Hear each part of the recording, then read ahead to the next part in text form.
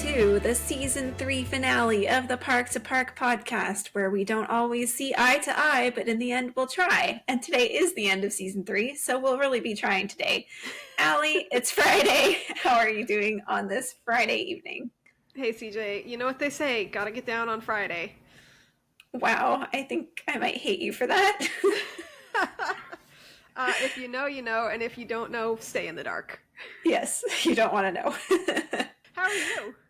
I am doing well. We renewed my son's Disney Pass today, and we added on water parks for the upcoming year. So we've got a year of Typhoon Lagoon and Blizzard Beach coming our way.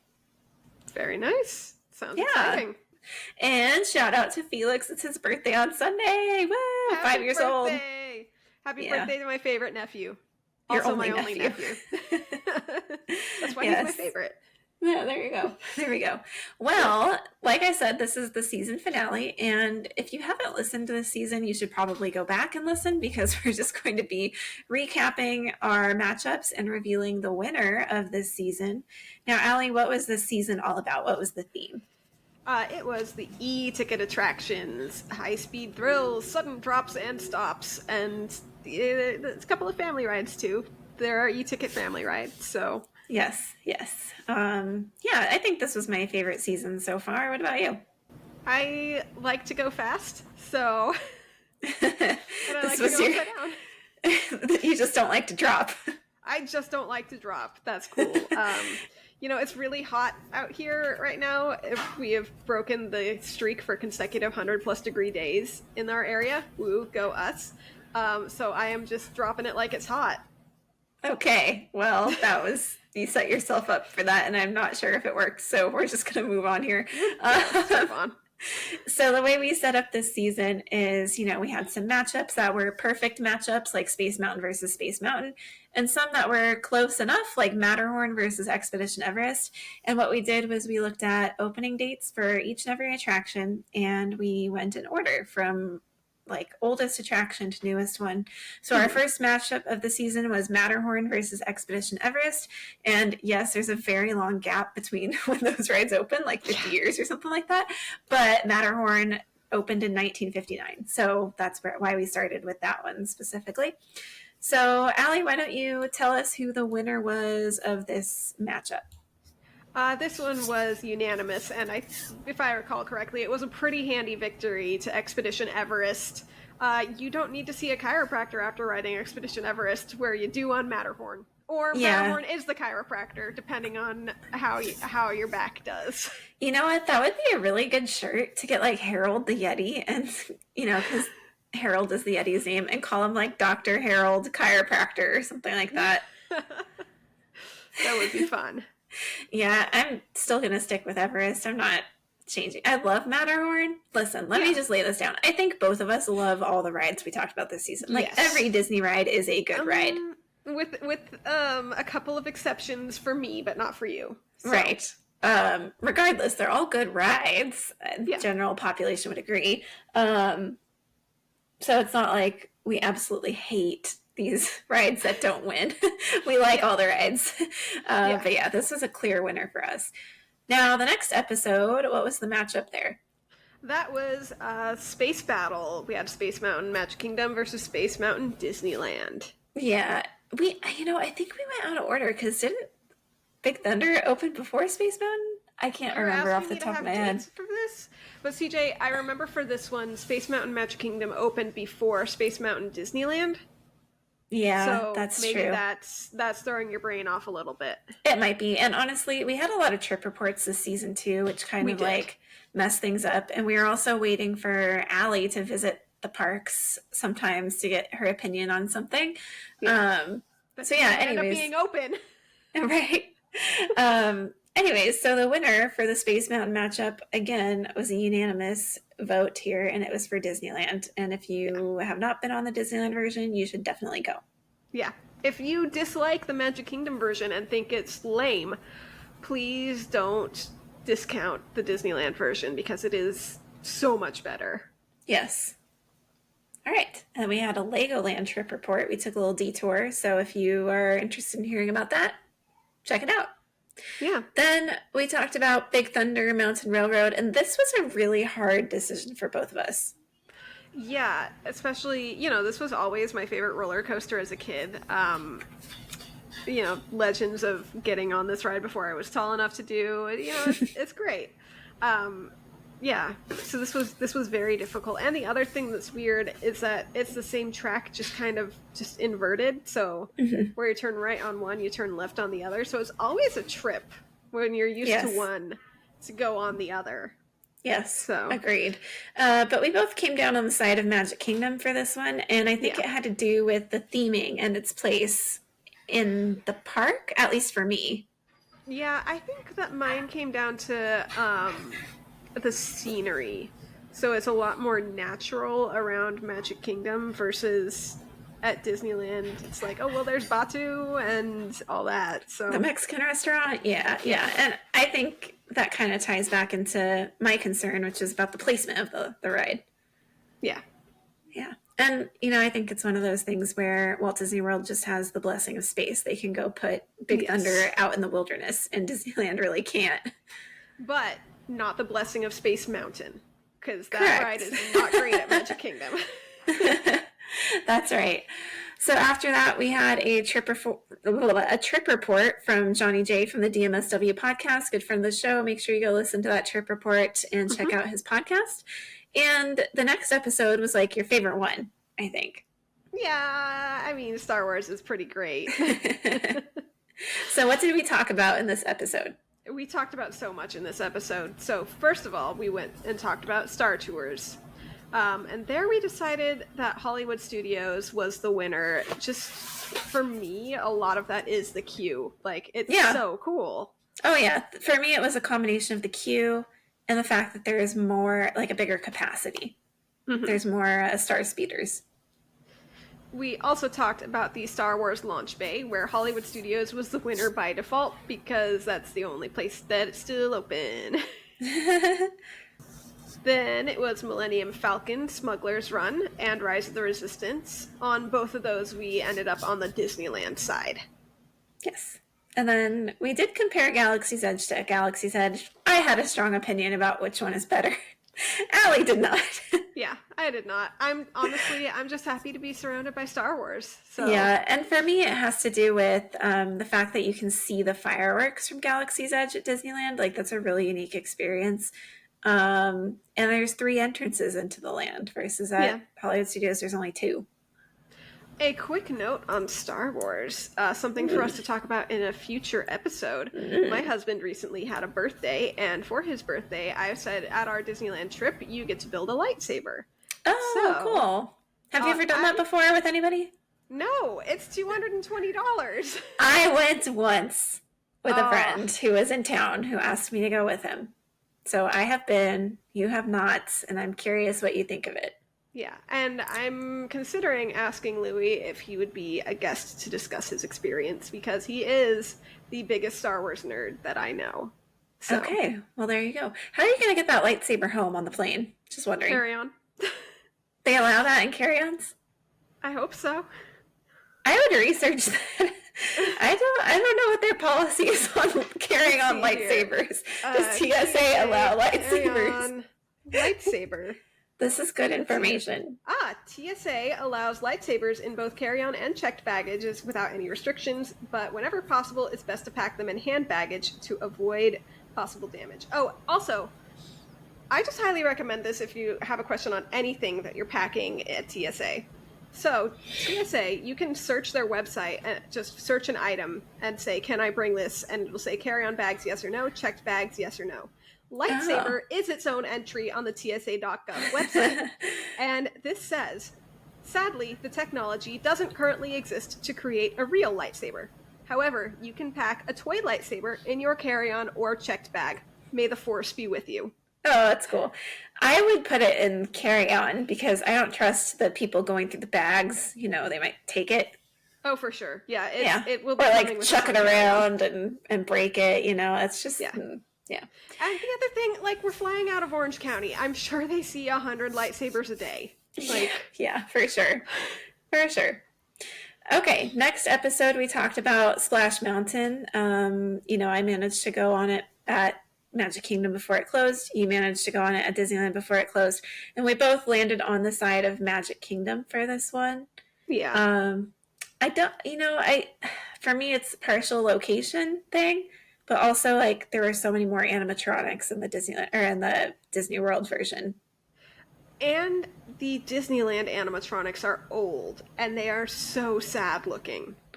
Well, now they're gone, so They were old and sad looking, and now they're recycled? hopefully Maybe? sent to the archives. Who knows? Yeah. Okay, But next up. next we went and saw the doctors. Dr. Jones and Dr. Seeker, that is. We talked about Indiana Jones versus Dinosaur. This was interesting because the track layout is exactly the same, the ride vehicles are exactly the same, but ultimately we both said Indiana Jones is the winner for this. Yeah, and really, I really like both the attractions. And one thing I appreciate about Dinosaur is that there's hardly ever a line. So, like, unless it's the middle of the day, but you can go like first thing and walk on for the first couple hours, or like at the end of the day, you can walk on pretty easily. So you can get a thrill without investing a lot of time in line. Yeah, and I think another point, I don't know if we made this point, maybe we did, but it seems to me that every time I go on Dinosaur, when I'm getting off the ride, there's a child screaming in terror and just sobbing miserable because the ride was too scary, and you don't really get that with Indiana Jones, so that's another point in Indiana Jones's favor. But remember, there's a height requirement difference. So you're going to get, for the most part, an older set of kids going on Indiana Jones. Like, my kid is tall enough for Dinosaur, but not for Indiana Jones. That's so weird. Yeah, and we talked about that on the episode. It had to do with the fact that, like, they kind of toned down Dinosaur to line up with the movie that they're releasing.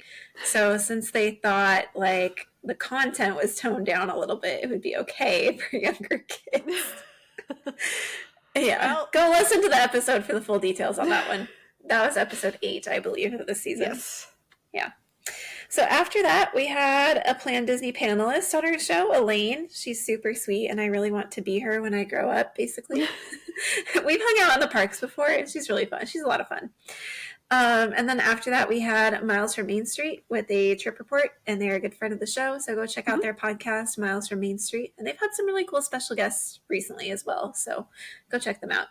Then Alli went to Florida and stayed in Florida for a long time. We had 2 episodes of trip reports from Walt Disney World and SeaWorld and Universal and Run Disney. So there's a lot of trip reports. And Tron. Yes, we talked about Tron.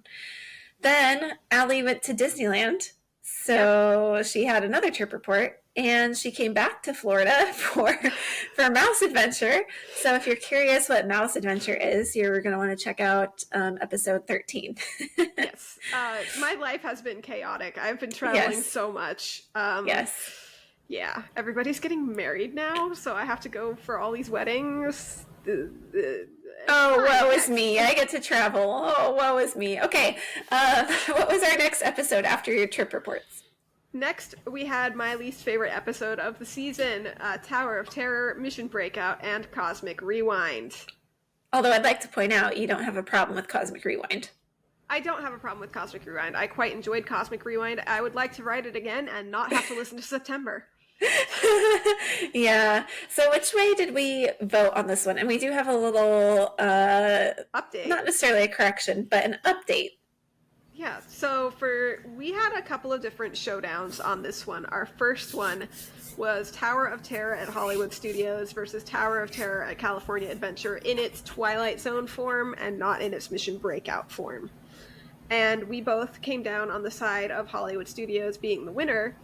And CJ was doing a little bit of research in this because something that I brought up in this episode was for the original iteration of Hollywood Studios was the safety restraint situation. It's seatbelts now, right? Yes, it's seatbelts. You click it and you're locked in and it like snaps down to your waist. They make you raise your hand so you can't hold slack. Tug on the yellow strap. Yep. Yeah. And, but it wasn't always seatbelts. It used to be a safety bar. And we thought, well, CJ thought that the case was that it was one safety bar, one lap bar per person. But CJ today found some old footage, and you can clearly see that it is not one lap bar per person. It is one lap bar per row, like I said it was. Which is terrifying. Okay, imagine you are the 40-inch height requirement. At 4 years old, my child can go on this ride. Okay? Don't take him on this ride. Right? Imagine a little 4-year-old skinny body. This kid weighs like 40 pounds next to a 200-pound person. Like, this kid is going to go flying out of the seat. Like, I don't understand how that's safe and how that got approved. Fortunately, it is now seatbelts. So, and I still have not taken my child on that one. I don't think he's ready. I think it would scar him. I think it would scare him. I think he needs to get to a point where he says, "Can I go on that ride?" Versus you being like, "Come on, let's go on this ride." Well, you know what? We go to Magic Kingdom and he sees Tron and he gets upset that he can't go on it. Oh, he says, I want to go. No, it's like a 48-inch height requirement or something. It's the tallest one in the park. Oh, I don't know that. So he wants to go on it really bad because he can see it, but he can't go on it yet. I'm thinking about, he's probably close to that. Cosmic Rewind is 42. I'm pretty sure he's at least 41 and a half, maybe 42. So, I don't know. Mom doesn't want me to take him on it yet, but I think he'd have fun. He likes roller coasters. He's got a ways to go for Tron. Yes, he does. Like at least another 6 inches. Poor kid. He's going to have to wait. Yeah. I don't even want to take him on Space Mountain at Magic Kingdom because of the way the seats are arranged. Yeah. No, I wouldn't. Yeah. He did Space Mountain at Disneyland because that height requirement is lower than here in Florida. Mm-hmm. And he was smiling in the picture and high-fived me afterwards. And then we rider swapped so Devin could go. And he fell to the floor because he didn't want to go again. Aww. So, I don't think he didn't like it. I don't think that's the case. I think he's just like, I just went on this. I don't need to go on it again. I saw this. Let's move on to something else. Yeah. Different mentality when you're an adult and you're like, yeah, let's go on it again. Yeah. So we'll be going back to Disneyland in January, so I'm gonna try him on that one again and see how it goes. All right. Anyways, so back to Tower of Terror. Our next showdown for this was Tower of Terror at Hollywood Studios versus Mission Breakout at California Adventure, and you talked me into agreeing with you that Hollywood Studios was the winner. But our final matchup this season, or this episode. Our final matchup was Mission Breakout versus Cosmic Rewind. And is this the first one where we disagreed? I think it was. It is. Yeah, this is the first one where we disagreed. CJ said Mission Breakout, and I said Cosmic Rewind because I won't go on Mission Breakout. But I love Cosmic Rewind. That seems like a bit of a cop-out. Look, it's not my fault that ride is terrifying and my actual worst nightmare, so...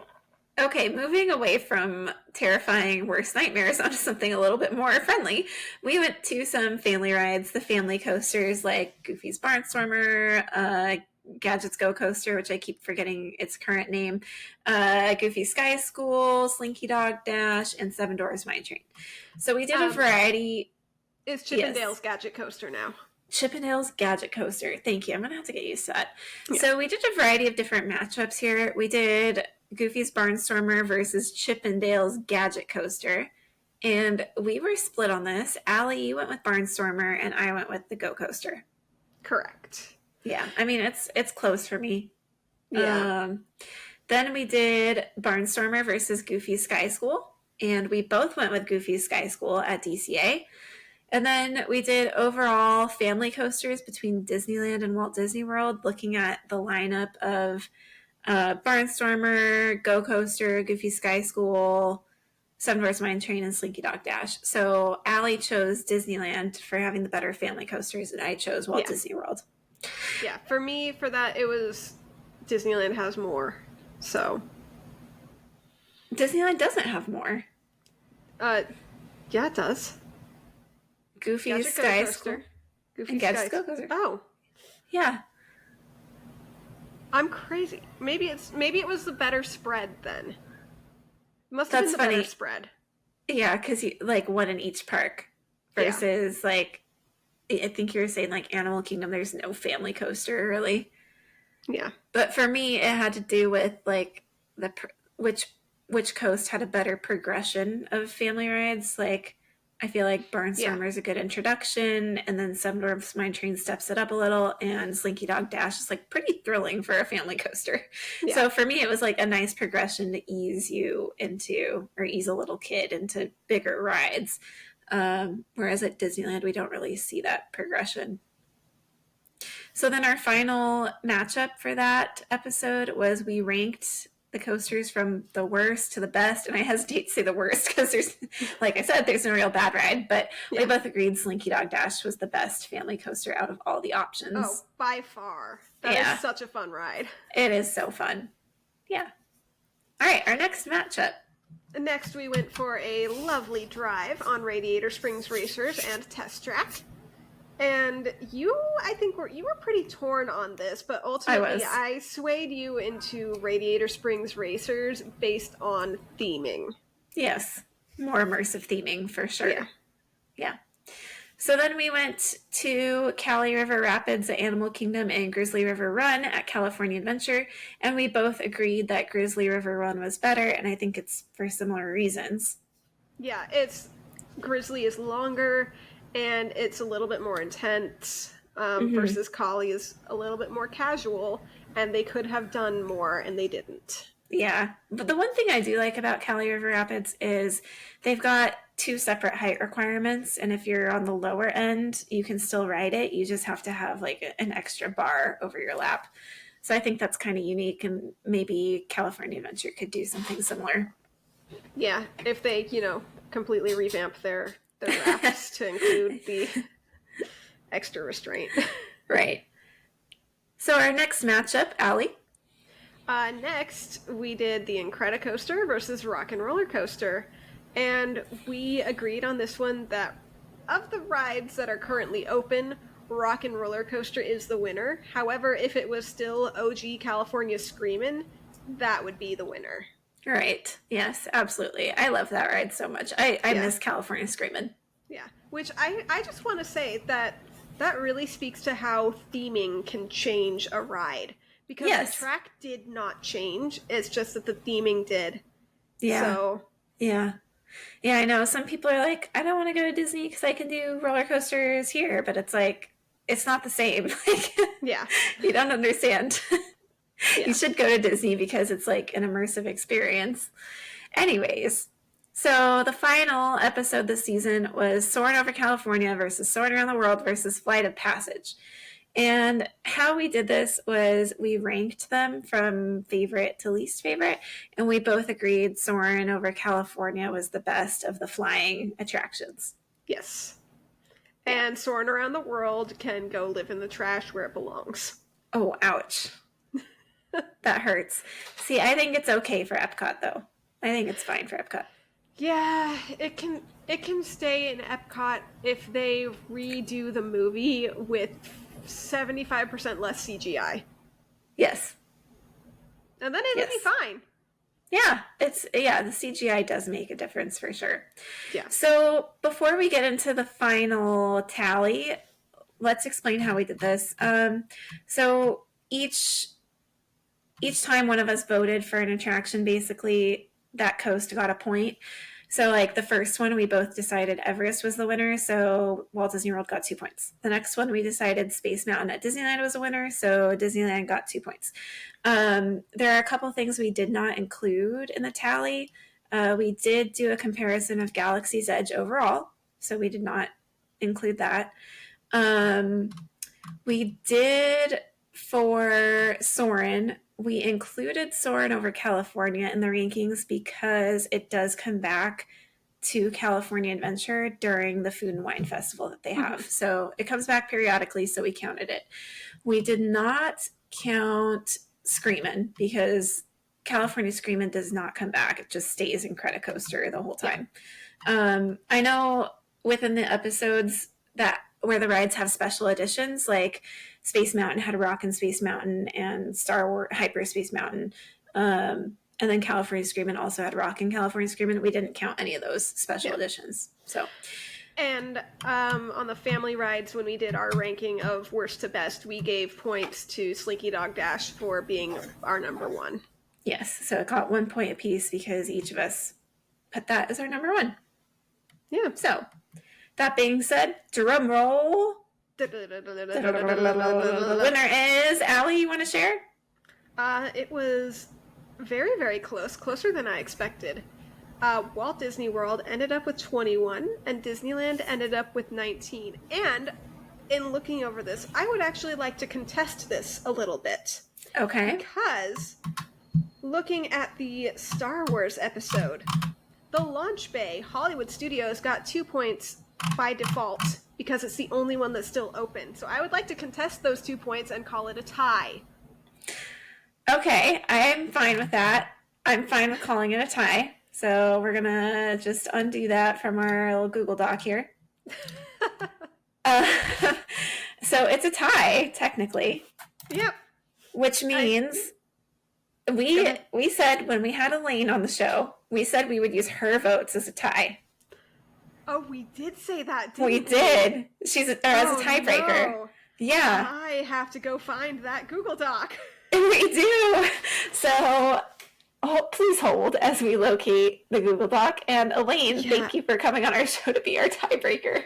Let me just say that Elaine did not do comparisons for some of the rides at Disneyland she has not been on. So not every comparison is included. So Alli, you're going to have to specify which ones she did. All right. Well, I think we didn't ask her on the ones that she hasn't been on. I think she said, let's not answer those at all. Yes. So, go ahead and start adding our totals. So, CJ, first one, we asked her Everest versus Matterhorn. So, and she said Everest. She agreed with us. Everest. So, add another point to Disney World. All right. Space Mountains, she gave that to Disneyland. So, add another point to Disneyland. We are tied again.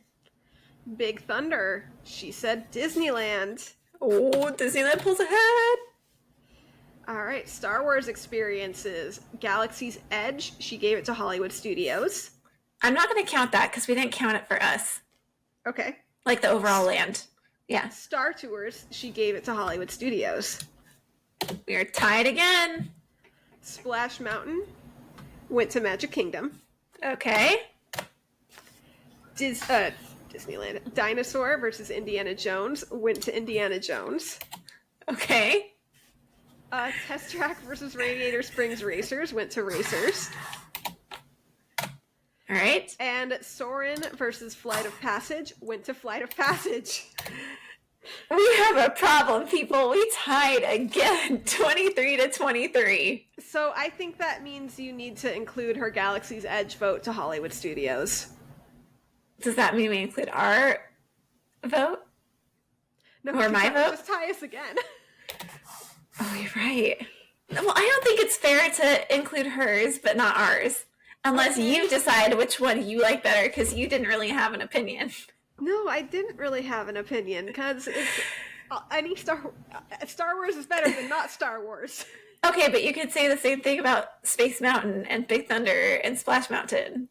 Oh, gosh. This is a problem, CJ. I know. Oh, gosh. Okay, so I just went back and listened to this because this is the one thing from that episode that we didn't, take notes in the Google Doc. So I just listened to our comparison on that, and I think that is actually skewing me towards Disneyland on that. So that means Walt Disney World gets 1 point and Disneyland gets 2 points. So in the closest we have ever been, Disney World gets 24 and Disneyland gets 25. Just barely. I am really shocked, honestly. This has been chaotic, and honestly, yeah. You could even argue that Disney World gets another point for the two that I took off. for the Yeah. closed attraction. We can't count the closed attraction. Like, No. come on. No. That's not fair. Wow. This is very close. I guess honestly we'll say that the real winners are the park guests. Okay. I mean, whichever coast you go to, you're gonna get some really good e-tickets. Yeah, honestly, I think it being this close proves that. Yeah. Man, I'm just really surprised. I thought for sure at the beginning of this that Disney World was going to win because I feel like the thrill rides that are there are more thrilling overall. Yes. But when we do this matchup like this, like, they're pretty close. Yeah. Surprisingly close. And I would agree that they are more thrilling overall at Disney World than they are at Disneyland.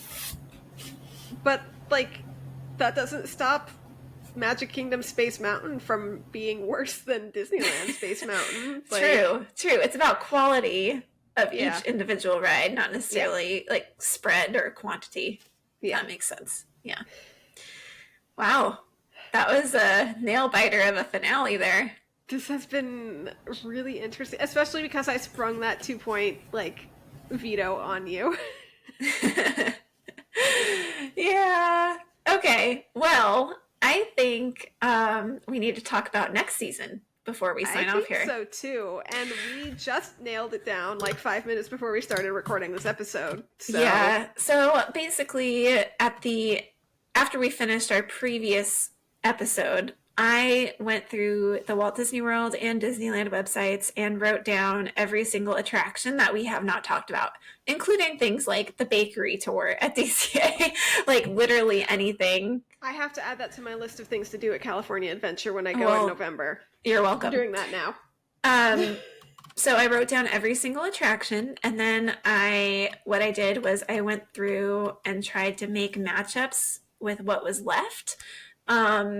And then looking at those matchups, we're sorting it like by topic, basically. So like there's a very clear segment that's like parades and festivals and holiday stuff, and shows. And then there's like the one that's emerging to us is the next thing we need to do is attractions based on intellectual property or IPs that we have not already talked about. So for example, Toy Story Midway Mania at DCA versus Toy Story Mania at Hollywood Studios. They're very similar rides, but the context in which they exist is different. The queue is different. All that kind of stuff. So just, we're going to be doing the IP season. We don't have a clever name for it yet. Season I'm 4. The IP season, but CJ doesn't the like IP season. Okay. I could get on board with that perhaps. So yeah, some of the IPs we'll be talking about: Toy Story, Frozen, the Mickey and Minnie Cinematic Universe, Finding Nemo, Little Mermaid, that kind of stuff. So that's the real MCU, is the Mickey Cinematic Universe. Yes, there are a lot of characters within the Mickey Cinematic Universe. Yeah, we're still kind of nailing some details down, but that's what's emerging basically as our next season. Yeah. And I still think we're eventually going to do a Society of Explorers and Adventurers season. A season. I don't see how we couldn't do it at this point. We talk about it so much. Maybe I can get over to Tokyo Disney, and I don't know when I would do that or how I would afford to, but I don't know. It's actually on both of our bucket lists. Listen, it's actually pretty affordable. Like, I priced out a trip, and Devin was shocked at how affordable it is. Okay, but then I also have to get to Japan. I'm just saying, price it out compared to like staying in a Disney World resort, and you might be surprised, including the flight. I still have to get to Japan. I'm just saying. You should price it out. I can fly to Florida and back for $200, but I can't fly to Japan and back for that cheap. So Want to bet? If you can find me a flight to Japan from the Austin airport for $200 round trip, I will book it today. Kayak.com. Find cheap flights from Austin to Tokyo from $360. I said one 200. Way. Okay, well, you know 200 is not going to happen. Come on. Tokyo's not going to happen. Tokyo is not going to happen. I think we need to wrap this up before we go off the rails here. Okay, We're so already off the rails. this has We're been on the runaway railway. we are. This has been season 3 finale of the Park to Park podcast. You can find us on Instagram at Park2Park Pod with the number 2. We are on, YouTube at Park2Park Podcast with the number 2. You can email us, park2parkpod@gmail.com. I'd like to thank our special guests we have on this season. We had quite a few special guests, so thank you for coming. And if you're interested in being a special guest to talk about your first visit to either coast or your first visit in a long time to either coast, please reach out to us. We would love to talk to you and get your opinion on stuff. Also, we need to give a thank you to our audio tech support. Your friend who helps us. Yes, thank you to Julian for the tech support, because we really struggled. I learned so much, and you know what, if you're listening to this, I just want you to know that my microphone still doesn't go to 100% when I plug it in, so I check it every time now, and it works. Wow, look at you. All right. I learned. Thanks, Julian. Our teacher, our friend, our audio tech. Anyways, there's something else I was going to say. Oh, yes. Tell your friends and enemies about the podcast, but don't tell them if they're a friend or an enemy. Smash that subscribe button, ding the bell on YouTube, and tell us which one's prettier when you watch us on YouTube. I thought we were past that, CJ. And we're never past it. We haven't brought it up in so long. I thought we were past it. I know. I had to bring it up. Okay, that's it for season 3. We'll see you for season 4 soon. Yeah, thanks everybody. Bye!